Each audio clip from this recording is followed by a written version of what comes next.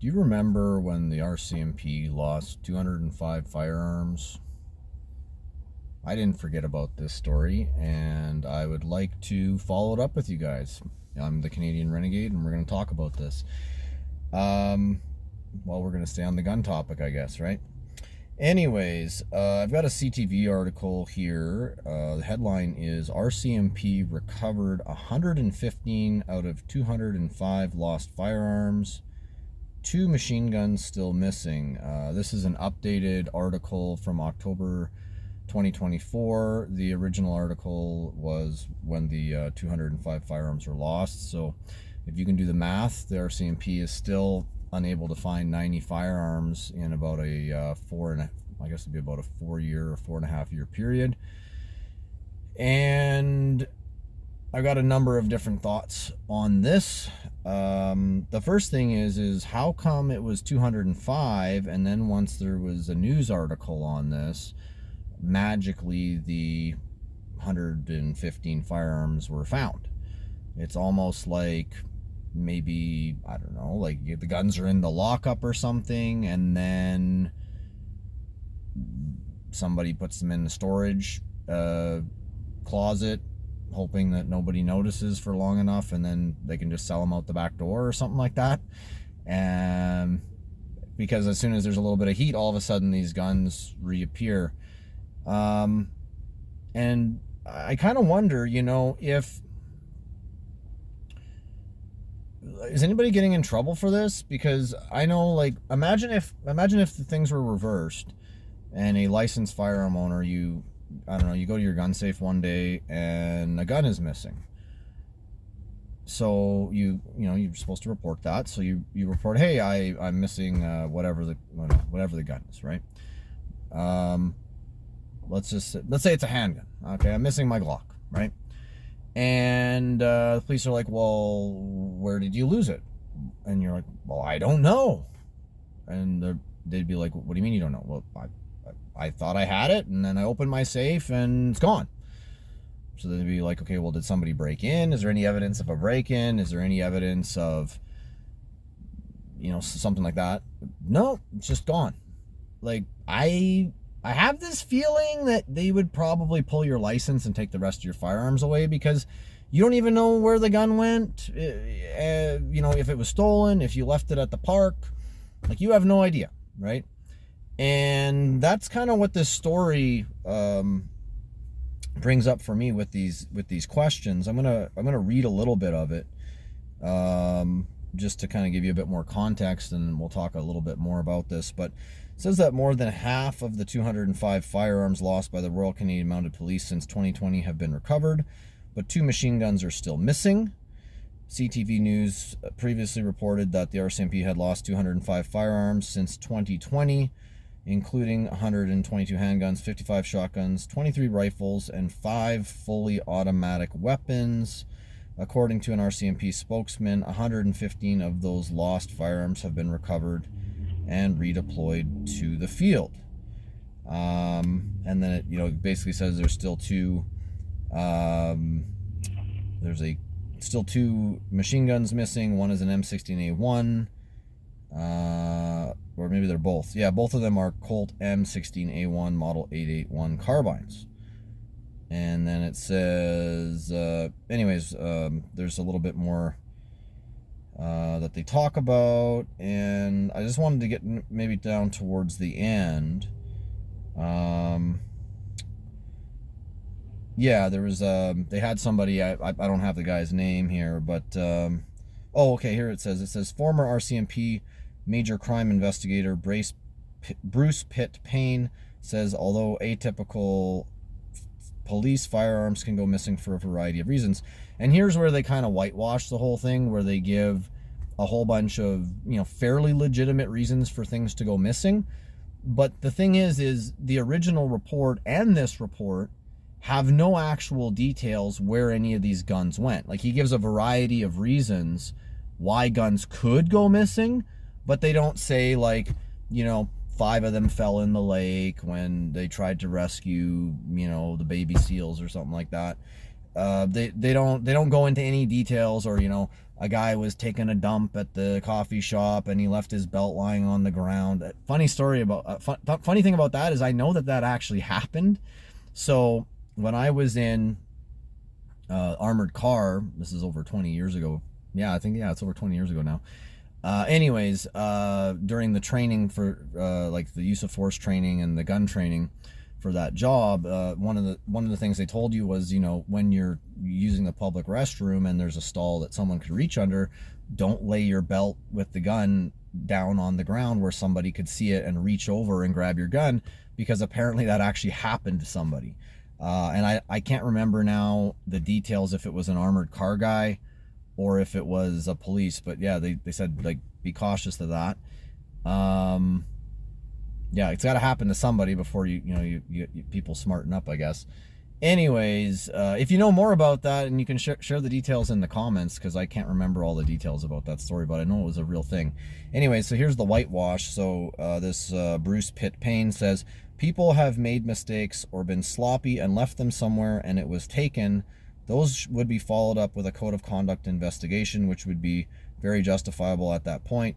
Pitt Payne told CTV News Channel they're also lost for legitimate reasons. With the fires we've had in BC, for instance, a member's house could be burned down. Notice this is like, it could happen, not this did happen. Things like that, or they're lost in bodies of water. That's the old boating accident trick everybody talks about. Or they're lost in bodies of water. If a member falls in the water or has to jump in, you know, an unfortunate boating accident. Sometimes they're lost and not recovered. Between 2000, oh, this gets even better.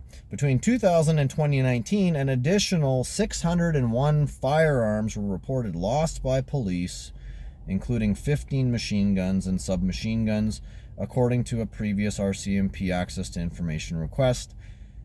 11 RCMP firearms have also gone missing so far this year. Okay, and there's a little bit more to that article, but I'm not going to keep reading it.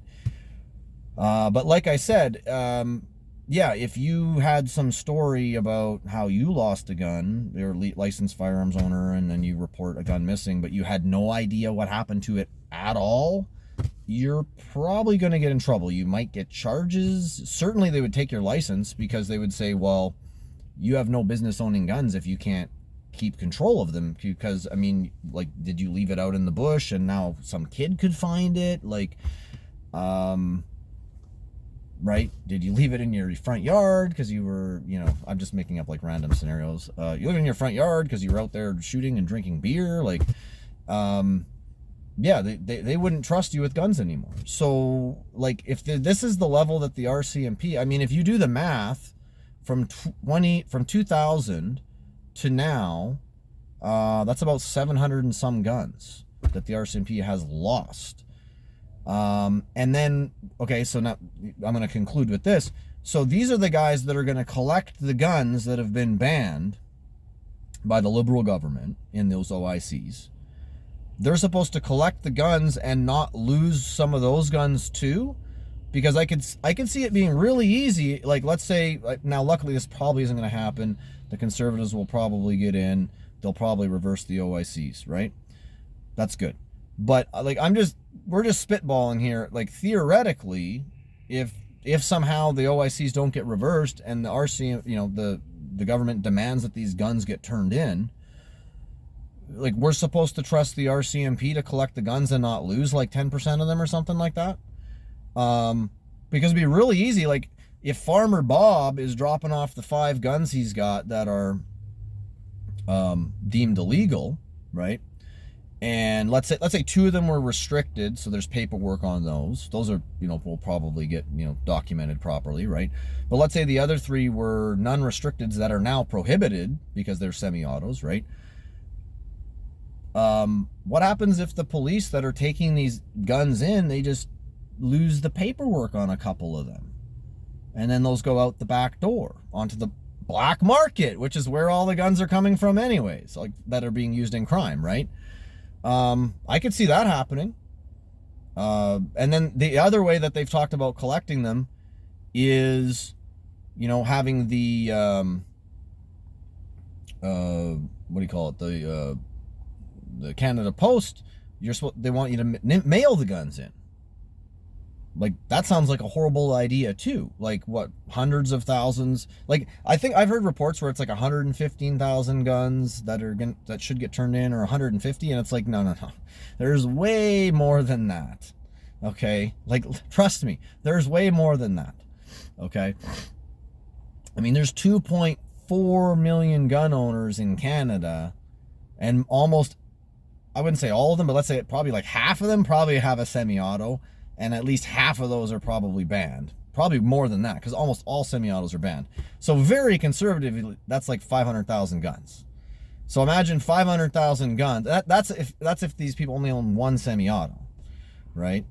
So that's 500,000 plus guns. Super conservative estimate, in my opinion. Maybe I'm way wrong, but I don't think so. Not with the breadth of everything that they've banned at this point now, right? If, imagine 500,000 guns going to the post office, and like we're expected to think that all of those guns are going to end up where they're supposed to and get destroyed.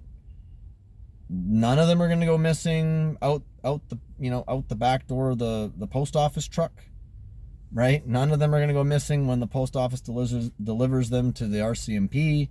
Like, that's fantasy land, right? And this is what I keep trying to tell people, is trying to ban these legal guns is only going to put more guns in criminals' hands, right? I also mentioned how, people that are desperate for cash, or people that die and their family inherits these illegal guns now, right? They might just disappear, right? I talked about that in a prior video. And so this banning of guns is actually going to be pushing, one way or the other, will be pushing more guns out of responsible, licensed gun owners' hands into the hands of criminals. And apparently the RCMP, are negligent, and they can't keep track of their own guns, right? I can't imagine a scenario where, like, I can see like a gun here, a gun there, but like 700 plus guns in 25 years. That is just that. And I know there's a lot of RCMP, but that's just mind boggling, right? Because, if like I said, there was no details given in either of those reports, right? If you drop a gun in a lake, remember, this was all like, this could happen, was that expert said. He didn't say this did happen, right? If you drop a gun in the lake and you don't recover it, you know where the gun is. You lost the gun, but you would say, yeah, like 20 of those guns were somehow dropped in the water over the course of the last 25 years. Things like that, right? The guy left his pants down, and some criminal like reached under the stall and pulled his gun out and ran off, right? Like yeah, the guns are missing, but we know where they went. The fact that they could lose 205 and then re-find them, like I said, that seems a little bit fishy to me as well. Anyways, what do you think? Leave a comment. That's all for today. But all I know is incompetent government should not be taking legal firearms away from licensed gun owners. Not a good thing. Take care, guys.